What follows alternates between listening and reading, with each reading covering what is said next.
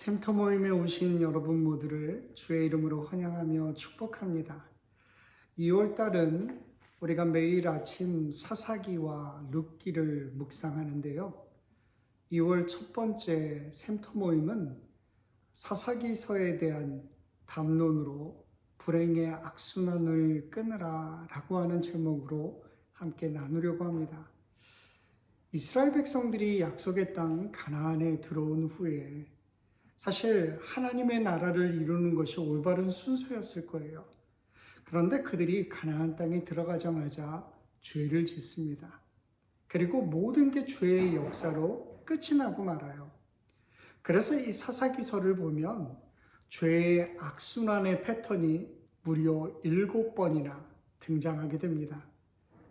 훨씬 더 많은 악순환이 있었을 텐데 이 7이라고 하는 숫자는 더 이상 이야기하지 않아도 된다라고 하는 의미를 담고 있어요. 그들이 죄를 지으면 하나님께서 당연히 심판하십니다. 하나님께서 이스라엘 백성들이 범죄할 때마다 주변에 있는 이방 민족들을 징벌의 도구로 삼으셨어요.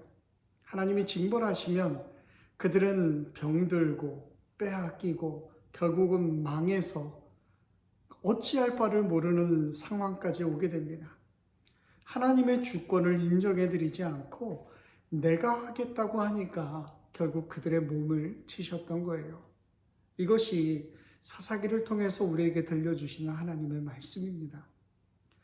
이스라엘이 또다시 여호와의 목전에서 악을 행했고 하나님께서는 이스라엘을 7년 동안 미디안의 손에 붙이셨습니다.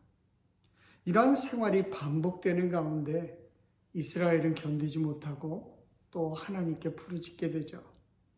이런 일련의 과정들을 우리가 잘 지켜보노라면 우리는 금방 이스라엘의 죄와 징계에 대해서 생각해 보게 됩니다. 사람들은요, 어려움을 당하면 가장 먼저 생각하는 것이 이게 하나님의 징계가 아닐까 하는 거예요.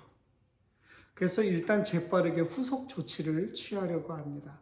그것은 재빨리 하나님의 그 심판을 종결시킬 수 있는 방법을 내 쪽에서 먼저 한번 찾아본다는 것입니다.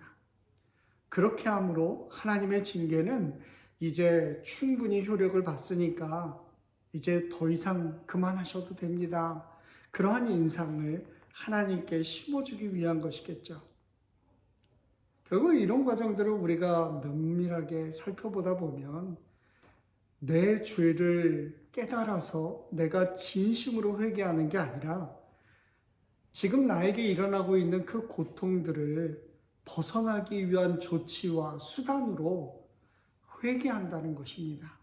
이 말은요, 처음부터 끝까지 자기 자신의 유익과 편함을 염두에 두고 행동하고 있다는 거예요. 사사기에서 이스라엘 백성들이 죄를 짓고 그 악에 대해서 하나님이 징계하신 것이 반복적으로 일어나고 있다고 했는데 여기서 우리가 뭘 생각해 봐야 될까요? 하나님은 죄를 용납하지 않고 늘 벌 주시는 분이니까 앞으로 죄 짓지 말고 착하게 살아야 되겠다. 여러분, 이 교훈으로 끝나면 될까요? 아니요, 절대 그렇지 않습니다. 우리의 상식으로는 정말 어려움에 빠졌을 때 하나님을 찾아서 열심히 우리가 부르짖고 기도하면 하나님이 어려움으로부터 벗어날 길을 열어주실 거라고 그렇게 생각합니다. 그런데 하나님은 우리의 상식대로 그렇게 행하지 않으세요. 즉 미디안을 물리쳐서 이스라엘을 다시 평안하게 하시는 것이 아니라 오히려 이스라엘 백성들의 죄를 책망하고 있다는 것입니다. 어쩌면 이스라엘은 이 징계 속에서도 여전히 자신들의 고통만을 생각하고 있을 거예요. 자신들을 고통스럽게 하시는 그 하나님의 마음은 정말 1도 관심이 없다는 거죠. 그들에게 있어서 정말 중요한 건 뭐예요? 하루빨리 고통에서 벗어나는 것뿐이에요. 이것이 이스라엘의 수준이고 사실 오늘날 우리들의 수준이에요. 어쩌면 우리는 고통 속에서조차도 하나님을 찾지 않는 이스라엘 백성들보다 못한 그러한 사람들일 수 있다라고 하는 것입니다. 사실 우리는요, 날마다 하나님의 징계 속에서 살아가야 마땅한 사람들이에요. 하나님에 대해서 뭐 하나 잘한 게 없습니다. 큰 소리 칠 만한 것도 없고요. 자존심 상해할 수도 없어요. 어찌 보면 우리 모습 그대로 그냥 늘 혼나는 모습이 마땅하다는 것입니다. 그게 하나님을 하나님으로 대하는 그리스도인의 모습이 되어야 합니다. 이 불행의 악순환을 우리가 끊으려면 단지 자신이 믿는 하나님이 고통에서 날 건져주실 거야, 그래서 기도하고 부르짖으면 안 된다는 거예요. 그런데도 우리는 하나님 앞에서 내가 어떻게 살았는지 거기에 대해서 생각하지 않아요. 그냥 조금만 힘들어도 아우성칩니다. 왜 하나님 날 이렇게 고통스럽게 만드십니까? 원망하는 거죠. 하나님께 부르짖는 이스라엘 백성들에게 하나님은 애굽에서 그들을 구원해내신 이야기를 하시면서 너희가 내 목소리를 청종치 않는다, 그렇게 책망하세요. 자신들의 힘을 믿으면서 하나님의 간섭에서 벗어나 내 마음대로 살고 싶어하는 이스라엘을 결국 미디안에 붙여서 7년 동안 고생하게 하신 것은요, 단지 벌 주시기 위한 게 아니에요. 너희들의 힘으로 살아갈 수 없는 그런 세상이 있다라고 하는 것을 보여주시기 위한 것입니다. 이스라엘의 부르짖음은 우리의 인생이 하나님의 간섭 아래에 있음을 발견하지 못한 결과입니다.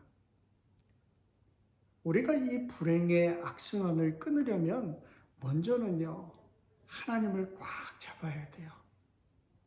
만약 인생이 하나님의 간섭 아래에 있다라고 하는 것을 우리가 안다면 자신들의 고통을 해결해 달라는 그런 기도하지 않을 거예요. 왜냐하면 하나님께서 간섭하시는 인생이라면 하나님의 뜻대로 하실 거고요. 그리고 우리가 기도한다고 해서 마음을 바꾸거나 뜻을 달리 하실 분이 아니라고 하는 것을 잘 알고 있기 때문이에요. 그때 우리가 알 것은요, 내가 가지고 있는 우상을 버리는 일입니다. 나도 모르게 내 안에 방치해 두었던 그런 우상들을 내 시야로부터 치워버리는 일, 그게 가장 중요하다라고 하는 것입니다. 내 삶에 하나님 말고 그 어떤 것도 우선해서는 안 된다라고 하는 것을 분명히 하라는 거예요. 그래서 이스라엘 백성들에게 명령했던 것은 바알과 아스라신을 다 치워버리라고 하는 거였어요. 그리고 성령 충만함으로 하나님께서 기뻐하시는 길을 우리가 걸어가는 것입니다. 교회 달력 보니까 2월달 성령의 열매가 무엇입니까? 기쁨이더라고요. 여러분, 어떤 상황 속에서도 한번 이번 한 달 동안 기뻐하기로 작정해 보십시오. 여러분, 하나님의 평화가 물밀 때 우리 가운데 밀려올 거예요. 여러분은 그리스도인으로서 하나님이 정말 살아계시고 나와 함께 하신다라고 하는 것을 믿으세요. 믿는다면 과연 여러분들의 삶은 하나님을 증거하는 삶으로 지금 그렇게 살고 있느냐, 우리가 생각해 봐야 할 거예요. 이스라엘의 나약함은 하나님을 보지 못한 것이었습니다. 믿는다면 정말 이제는 우리의 고통 가운데서도 하나님께서 여전히 살아계시고 우리의 삶을 간섭하고 있다라고 하는 사실을 우리가 믿고 행동으로 실천해야 돼요. 그렇지 않으면 우리는 늘 두려워할 수밖에 없습니다. 그리스도인의 강함은 힘의 소유에 있는 것이 아니에요. 살아계신 하나님을 신뢰하는 데 있습니다. 우리 모두가 하나님께서 간섭하시는 인생임을 잊지 마십시오. 내 자신이 힘이 없다고 좌절하지도 마세요. 살아계신 하나님께서 여러분들을 간섭하시는 이상 우리는요, 감사하면서 살면 돼요. 이것이 신앙의 행복입니다.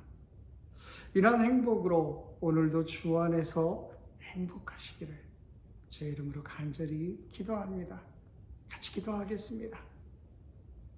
참 좋으신 하나님, 우리가 살면서 나도 모르는 사이에 불행의 악순환을 계속적으로 반복하는 삶을 삽니다. 이스라엘 백성들의 모습을 생각하면서 과연 불행의 악순환을 겪는 내 삶의 모습들이 어떤 것이 있는지 내가 가진 우상들 물리치게 하시고 주 안에서 기쁨을 누리며 살아갈 수 있는 복된 인생 되도록 하나님 우리와 함께하여 주옵소서. 감사하며 예수님의 이름으로 기도합니다. 아멘.